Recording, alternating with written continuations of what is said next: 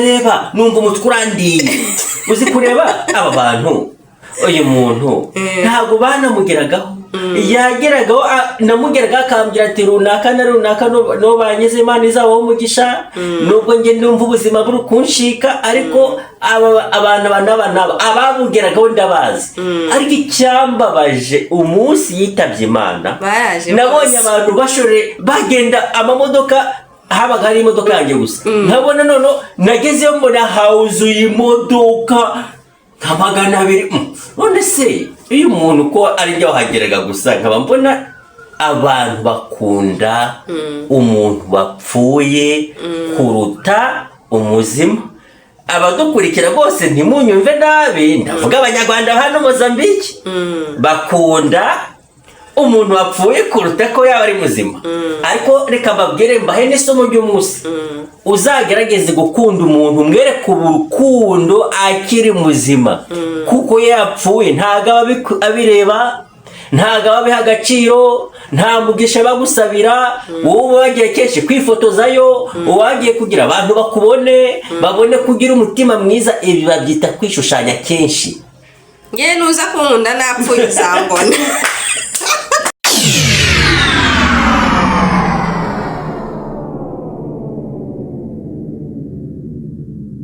Nongeye kubasuhuza mwebwe mudahema kudukurikira hano ku nama za Queen 31. Mwebwe muri biganiro byacu, mwebwe mwakoze subscribe, mwebwe mudahema gukora share.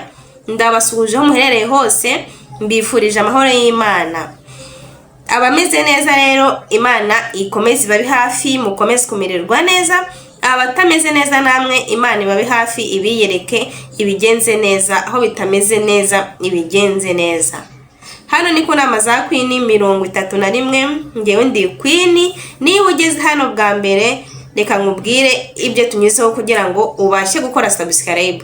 Ni ijambo ry'Imana, ubuhamya ndetse n'ibiganiro bigiye bitandukanye. Uyu munsi rero ntabwo ngarutse ndi ngenyine, garukanye na Papa Eric. Reka muhe ikaze nawe abasuhuze. Twongeye kubaha ikaze hano ku nama za Queen 31. Yego murakoze. Tunejejwe no kongera kugaruka hano kuri televiziyo inama za Queen online. Kandi mboneho gusuhuza abantu bose babakurikira aho baba bari hose, abari hano Mozambique, abari mu Rwanda, abumva ikinyarwanda, abumva ikirundi, abumva igifumbira, ikinyamurenge, izindi ndimi zose zifitanye isano n'ikinyarwanda, aho bari hose ku isi turabaramukije. Amahoro y'Imana nabane nabo. Murakoze.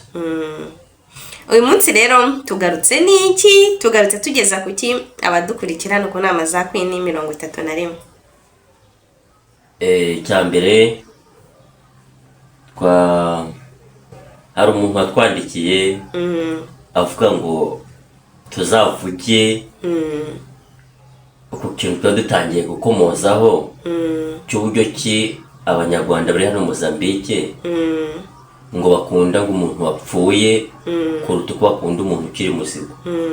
Ntabwo nzi niba koko nawe ukurikije uko byumva iki kintu twakivugaho gatoya kugira ngo abashe gusobanukirwa. Ashobora kuba atarabisobanukirwa neza ngo amenye ko kenshi usibye ko atari hano Mozambique gusa, ariko ahantu henshi usanga bakunda umuntu washizemo umwuka kurenza kuba bamukunda akiri muzima, abasha kureba, mbese abasha kumva. Ntabwo ari hano Mozambique gusa biri, nekeza ko biri ahantu henshi hagiye hatandukanye. We uwanditse wadusabye ko twabivugaho atuye hano Mozambique kandi n'umunyarwanda hano Mozambique nkatwe. Reka tuvuge ku banyarwanda bari hano Mozambique. Kuki mw'abanyarwanda mwe cyangwa mw'abarundi mwe cyangwa mw'abakongomani, uwo ari wese uvuga ikinyarwanda cyangwa ucyumva, mutuye hano Mozambique, umuntu yarabaje ngo kuki mukunda umuntu yapfuye kuruta uko mwamukunda ari muzima?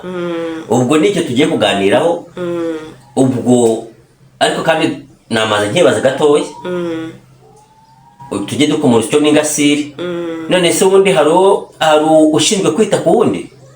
Uwabivuze yavuze agendeye ku kiganiro duherutse gukora hari ukuntu wari utangiye ukanyuzamo ntangiye kubivugaho ko abantu hari umuntu umuvandimwe kuri njye si n'umwe ni babiri bimaze kuba muri make y'abantu burya abantu bose ntabwo tunganya ubushobozi hari ufite kondisiyo izo hasi iziri moyenne izo hejuru biterwa nyine ubwo biterwa nyine navuga yo gushaka kw'Imana iba ari ikisimbisi ubwo hari umuvandimwe ntabwo ndavuga amazina y'abantu munyihanganire kuko nta makosa nubwo ari byiza gukoresha amazina ahubwo ndavuga uwo ari wese yumve uko twakabaye tubana amazina y'abantu ntabwo ari byiza kuyakoresha hano kabari nubwo wambwira mvuge izina ryawe kerekura urishyura kwini kuko abakwamamarije abayamamaje izina ryawe se abakwamamarije wenda iryo zina rigiye niba ari izina rye kandi se wenda ko abantu hano bese ari abacuruzi kandi ryanditse ku bikorwa akora ubwo n'umwamamarije ako kanya rwose uwo mwamamaje ubwo rero uko byagenda kose kandi tumaze twibaze urupfu rwatangiye ryari tutavuga ngo abantu bakunda umuntu wapfuye abantu hari n'abatazi urupfu n'iki wenda simbizi uwo muntu we ntawubaho ariko si ubundi ku bwawe urupfu rwatangiye ryari tugendeye muri Bibiliya urupfu rwatangiye ryari rwaje ryari icyo gitekerezo wakidufashaho none se ntabwo wizi ninde wazanye urupfu cyangwa ni bande baduteje urupfu batumye umuvumo w'urupfu uza ku bantu ugendeye kuri Bibiliya cyangwa kuri Korowani uko ariko biterwa nuko ntabwo Korowani nyizi cyane tugendeye kuri Bibiliya kuko abantu hano mucisheje ijambo ry'Imana abantu benshi kandi bararizi kugira ngo tuze kwinjire imbese tubashe guteka ibiryo bifite umunyu tudatetse bidafite umunyu urupfu rwaje ryari ku bwawe urupfu numva rwaraje igihe Satani yari amaze gutererwa hano mu isi Imana ivuga ati wasi we ugushije ishyano dore cya Satani nyohereje muri iyo si numva ari urupfu rushobora kuba rwaretse rutangira kubaho cya Satani kigeze muri iyi si ubundi nese Satani ni urupfu Satani ni uteza urupfu none se urumva Imana yo gatoya nkubaze umuntu yapfa Satani cyangwa shitani ashatse kwica umuntu Imana itabishaka umuntu yapfa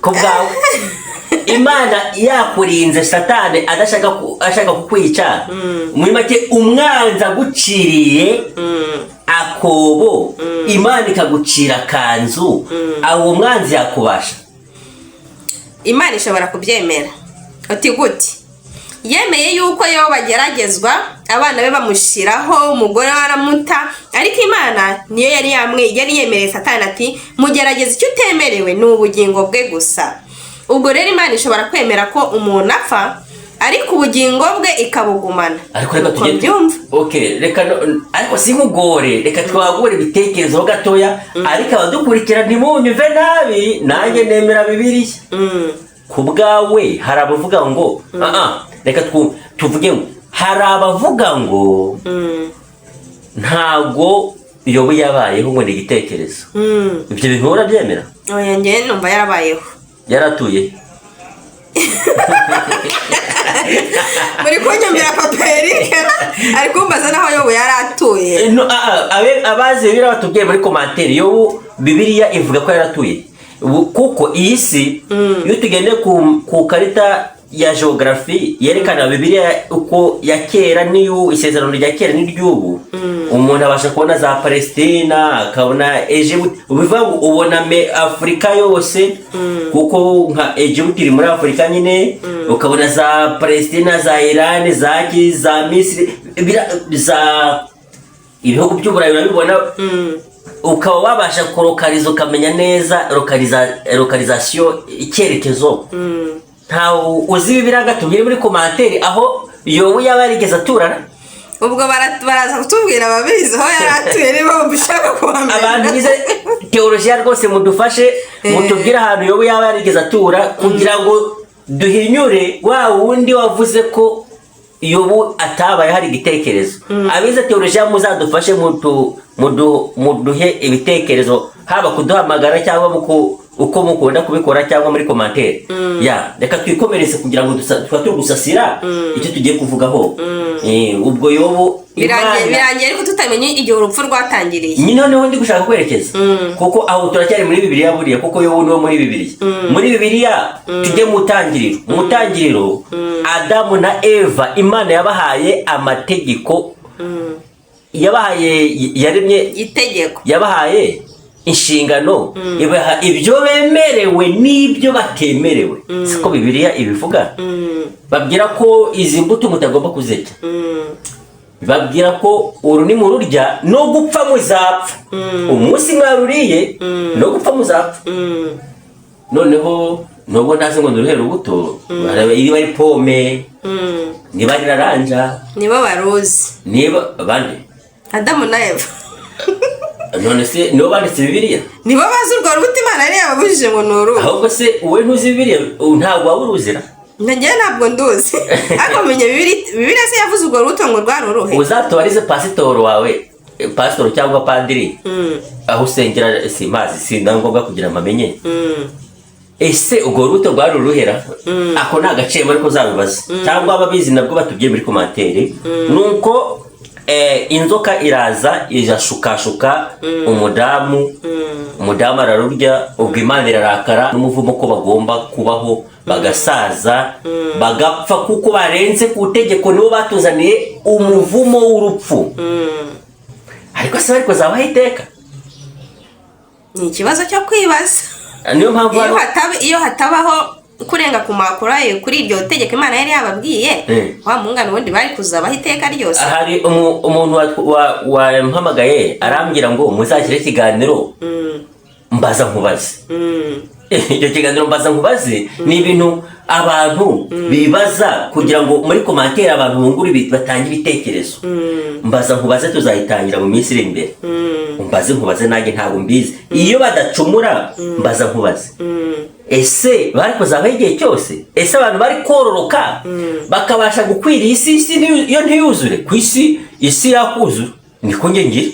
Isi ishobora kuba itakuzura ngo abantu babura aho bajya. Uretse gatoya, urugero u Rwanda ntabwo uzi superficie yago, ubuso bwago ntabwo buzwi se. Mozambique urimo ntabwo ubuso bwago se buzwi. Bivuga ngo ukoze urebye uko densité uko abantu bagiye batuye ubucucike kuri kilometero, noneho abo bantu badapfuye mu myaka 300 ubwayo ntabwo igihugu cyabaki abantu imyaka 500 gusa. Abo bantu se bwo babajye ahubwo bababona aho bakandagira se. Nimbaza nkubaze none se tugiye ni muri mbaza nkubaze. Ariko muri commentaire namwe muduhe igitekerezo. Naho urupfu rwakomotse rero, urupfu rwakomotse ko abantu barenze ku tegeko Imana yabahaye tugendeye kuri Bibiliya. Ubwo tugendeye kuri uko ijambo ry'Imana rivuga. Ariko twibuke ko hari abatemera ijambo ry'Imana burya. Hari abataryemera? Hari abantu batemera Imana, batemera ku isi yaremwe. Bavuga batemera ko umuntu aremwe. Bemera ko umva nta bantu badukurikira hano ku nama za Queen baba batekereza gutyo. Kuki batahari? Ntabahari. None se abantu bize siyanse abihakanye ntabahari. Bafite kuba bahari. Abantu bize siyanse bafite kuba bahari, babyemera gutyo ko umuntu ataremwe ahubwo yabayeho kuma phénomène ama etape yagiye atandukanye akazi kibona yaremwe yabayeho gutyo. Ariyo mpamvu bavanga umuntu afite nyisaro n'inkende cyane. Inkende, ingaryi, zino nyamaswa zose shipanzi zino zo zifite isura nk'iy'umuntu. Ubwo umuntu ushobora kuba byemera gutyo n'utemera Bibiliya. Ariko umuntu wemera Bibiliya, mbese Bibiliya itwereka neza uburyo umuntu yaremwe. Ku cyuyu munsi rero dushaka turi gusasira urupfu nuko rwaje. Ubwo rero none umuntu abarikoze aratubwira ngo muzavuge kubera iki abanyarwanda bari muri Mozambique bakunda umuntu wapfuye kuruta uko bakunda umuzima. Ubwo niyo mpamvu tumaze gusasira ubundi urupfu rwaje gute, ruteranya abantu, rutwambura abantu, ruzantwara rukagutwara ugatwara n'abandi bose, rutumariye abantu, rwatumazeho imiryango, urupfu. Niyo mpamvu rero ariko hari akabazo mise nibaza wari wahereye uvuga waza ngo si ubundi muri iyi si hari umuntu ugufite mu nshingano ze. nicyo ngiye kuvuga ubundi ubumuntu reka tumaze tuvuge ubumuntu. nubwo muri Mozambique mbona abanyarwanda abenshi ubumuntu bwabo ni bukeya, nubwo hari abeza baba bakwiye gushimirwa, Imana ibaha umugisha kandi nabo mu mitima yabo baba babyizi. hakaba n'ababi batagira umutima mwiza. ubwo rero ni gute se umuntu arwara? wenda ntabwo uko navuze ngo abantu bose ntabwo baganye ubushobozi rwose. hari igihe ufasha umuntu ukagerageza uko ushoboye, umuntu akagwaragurika akagira ute, wenda ukabwira n'abanyarwanda n'abarundi, ariko abarundi bagira umutima mwiza ugerageje n'abanyarwanda, ntabwo nzi impamvu. ukabona bo tugerageje gufasha umuntu uko dushoboye, kandi abantu ukababwira hari umuntu runaka uri hano hantu ari gusaba ubufasha, ngiye nomero ye muzamufashe. abantu ukabona babyinnye agaciro, kandi wenda niyo yari kumuha ayo mafaranga 500 cyangwa ibyo biro 10 by'umuceri cyangwa icyo kirayi byari kumuramira iminsi ngahe, agacuma iminsi. kuko burya ntabwo abantu bose baganye ubushobozi. uzagire neza aho tukiraho, uzagire neza utiteye ko umuntu azayikwishyura, kuko ari ukuzayikwishyura wagirira neza ubona azakugirira neza. hari abadafite ubwo bushobozi rero bwo kuba bakwitura bakiri kuri iyi si, ahubwo bavanye Imana iguha umugisha gusa. ubwo ukabona umuntu aragwaye, ubwo mfite ingero zirenga 2 nabonye muri Maputo. kamvuge muri Maputo Angela muri rusange, muri Maputo aho rwose nagerageje gutabariza umuntu musabira ubufasha. bamwe barabyumva bakajya bajya kumusura bamugeraho, abandi iyo bafite ubushobozi kandi yebwo hejuru cyane babyima agaciro. umuntu nyine ubwo aragwaragurika, bigera igihe aza kwitaba Imana. nyamara bamwe banze kumufasha baza kujyayo.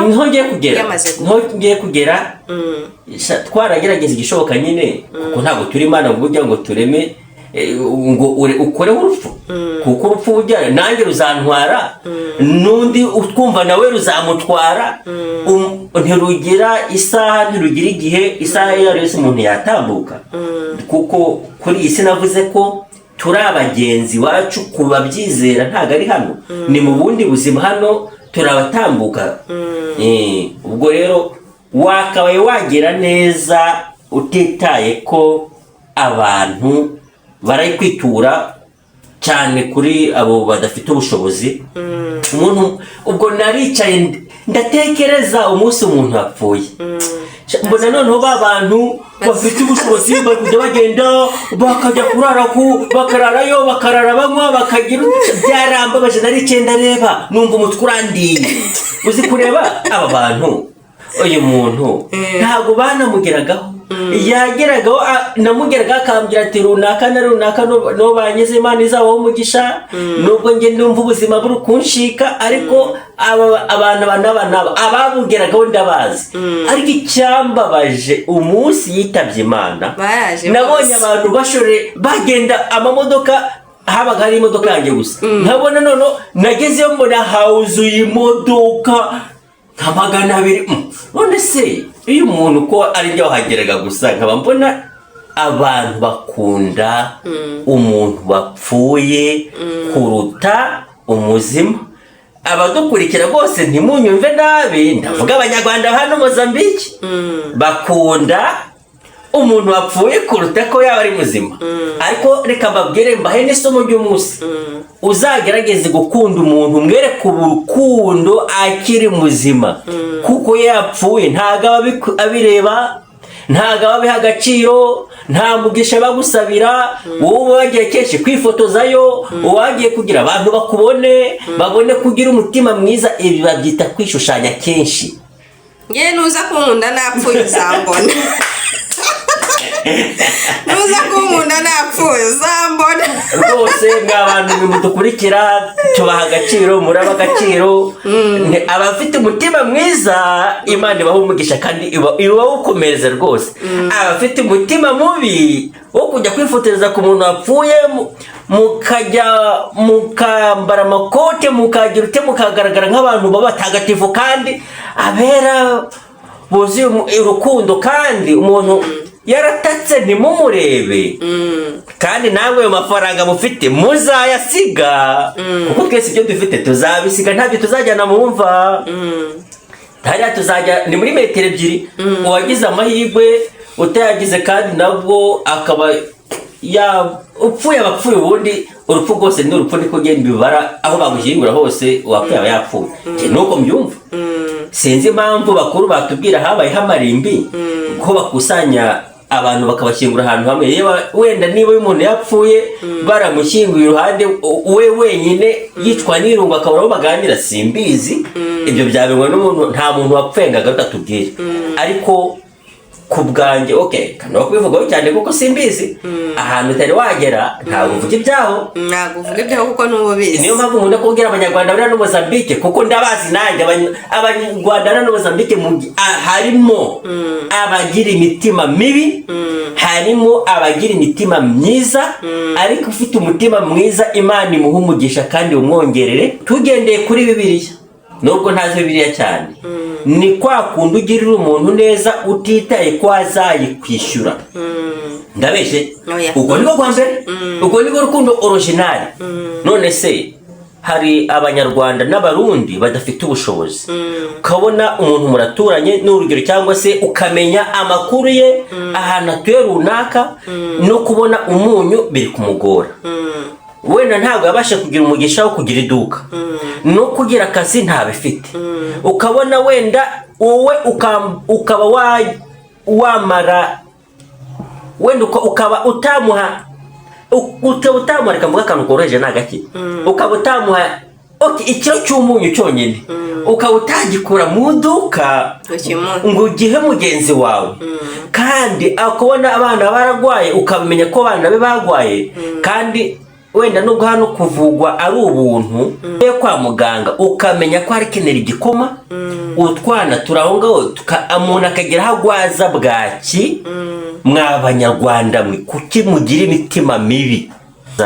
Hano ntabwo tunganya ubushobozi. Hari abantu kandi namwe turaziranye murabizi, hari abantu bafite ubushobozi bukeya baba bakeneye ko wenda Papa Eric wenda igihe bishoboka namufasha, nkaba nagurira n'abana be udukayi cyangwa se nkaba ibyo ndivuga ibiremere, nkaba namuha n'ifu y'igikoma igihe bishobokeye uwo muturanyi.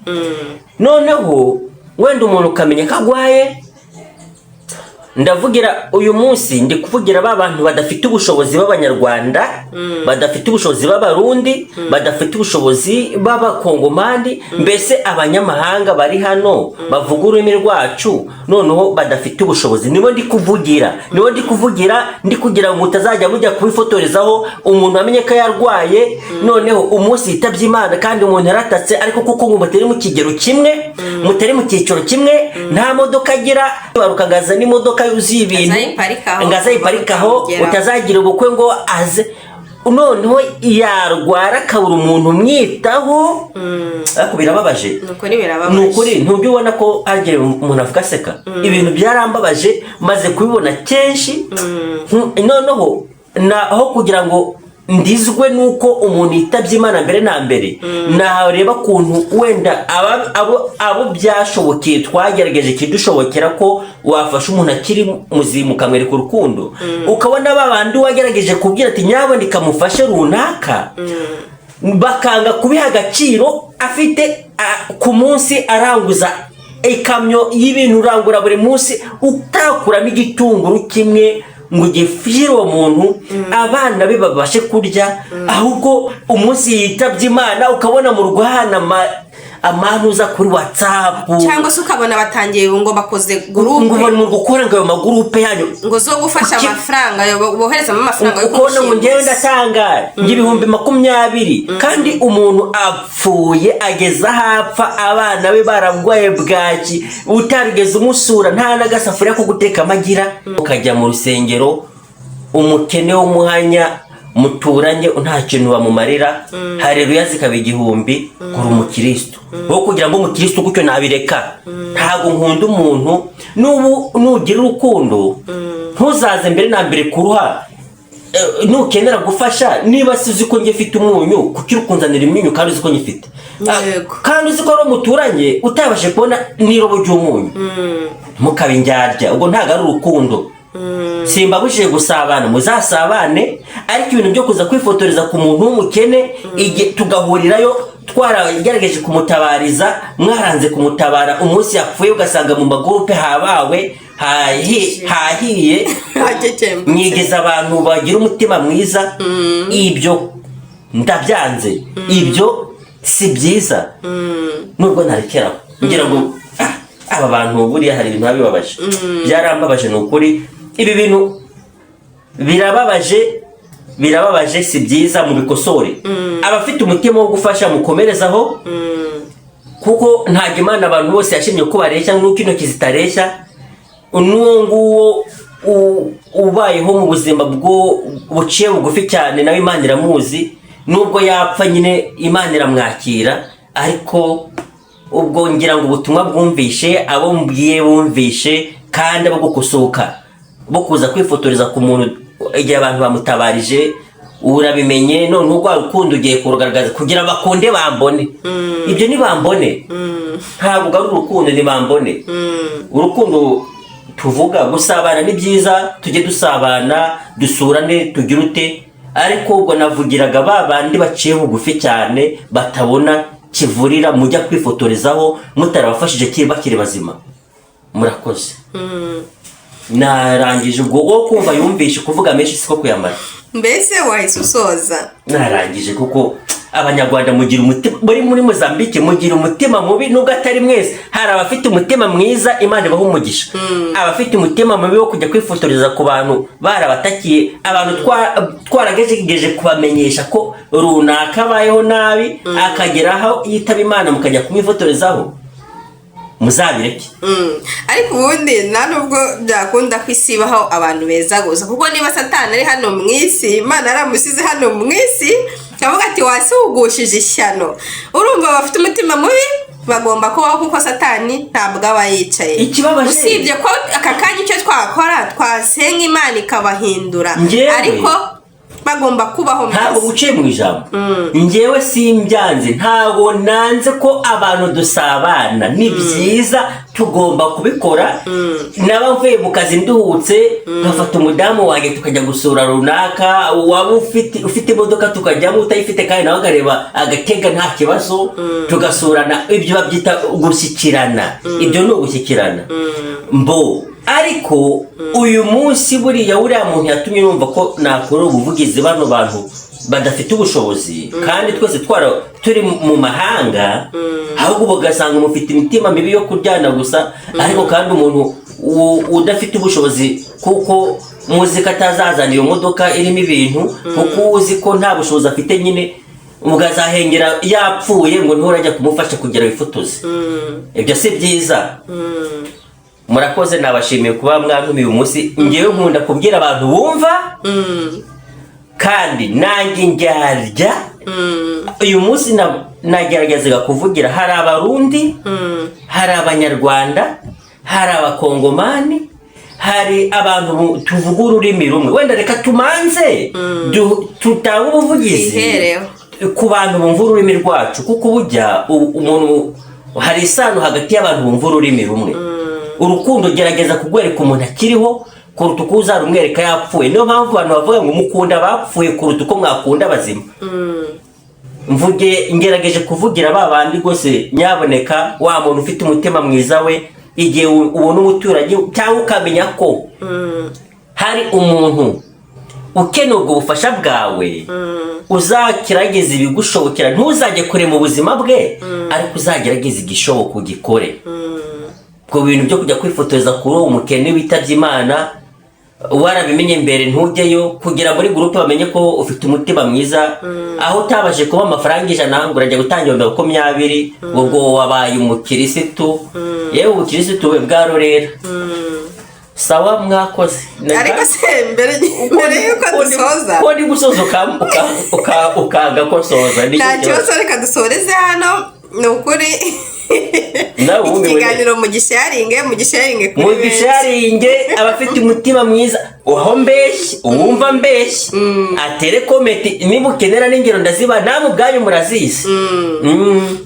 Hari abantu bawumvira ibintu hejuru agahita aza agatanga comment atumvisha ibintu byose. Ujye wumva ikiganiro cyose kugira ngo umenye niba ugiye gutanga igitekerezo niba kijyanye n'ibyo abantu bavuze koko. Hari umuntu wakumva gutya agahita agafata introduction gusa cyangwa agafata conclusion agahita atanga comment. Oya, umva ibintu byose kugira ngo umenye igitekerezo cyawe niko utanga igitekerezo gifite igufa, siko kizima. Urukundo uzagerageze kugwereka umuntu akiri. Niba ukunda Queen kuki utari kumwereka buno ariho? Niba ukunda Papa Eric kuki utabimwereka? Niba ukunda uwo mukene, reka tuvuge uyu munsi ni ubuvugizi bw'abantu badafite ubushobozi bo hasi, nibo naje kuvugira kugira tubisanishe n'aba bantu bajya kwifotoreza kuri babandi. Naho okay, Imana kandi nabo ijye bamenya. Sawa. Kandi hari ikindi nukuri nikumva mfite ikibazo burya nabaza ese abaza umuntu yamaze kuva mu mwuga, ubwo bushobozi baba bazanye bwabo kugira ngo se wenda abashe se gushyingurwa mu cyubahiro, abo bo tubavuge iki? Nabo bakaza gutanga ubushobozi bwabo kuko nanone nge numva nabwo baba baje gufasha. Icyo kintu abo nabo turabashimiye, Imana ijye baha umugisha. Ariko kandi namaze ngibaza, ese baje utaramenya amakuru ko umuntu arwaye kuko wenda ntago abazwi, nta kosa ririmo, none se ariko se ari cy'umutima wagushinja? Burya reka tujye tugira n'icyo umutima namo dushinja. Ariko se ngewe abantu ndabibwiriye cyangwa se abantu nzi ko babimenye, nyaboneka no gutabarora muntu ubuzima bwe buri mu kaga, kandi ntabwo nge na Papa Eric nabasha gukemura ibintu byose ngenyine, ntabwo bishoboka. Noneho abantu barababwiye, nge ndi kuvuga kuri bandi baba bamenye situation y'umuntu uri hano Mozambique, hari icyo wabikora ntibagikore, bakumva ko bazagikora yapfuye. Nabona ndi kuvugaho babandi babimenya bakabyirengagiza, bakazategereza ko uramukene agonyoka, yamara kugonyoka bakabona bakajya kwifotoza. Nabo nabwiraga nawe ni kugira neza, umuvandimwe wumvishe yatambutse ntiwiwe bimenye, no sikosa gihe ryabaririhe. Muzakomeze mugire umuryo w'urukundo, ariko urukundo rwembitse, utamye ubugi ikintu kibikosa yukizi, bitakize nta kosa ririmo. Kandi abagifite umutima no gutabara no gutabarana ni umuco wa Kinyarwanda, ni umuco abarundi nabo ni umuco wabo, yewe n'abakongomana abantu bose ni umuco wabo. Imana imuhe umugisha. Kadusoze rero. Sawa. Turabashimiye. Mwakoze cyane. N'abatahemye kudukurikira mwakoze. Imana ikomeze ibahe umugisha. Tutarasoza neza, hari uwambaje wanyandikiye ambaza ngo mbese haba hari abana batoya ngo b'Abanyarwanda cyangwa b'Abarundi baba muri Mozambique bafite impano, wabafasha kuzamura impano zabo zikamenyekana?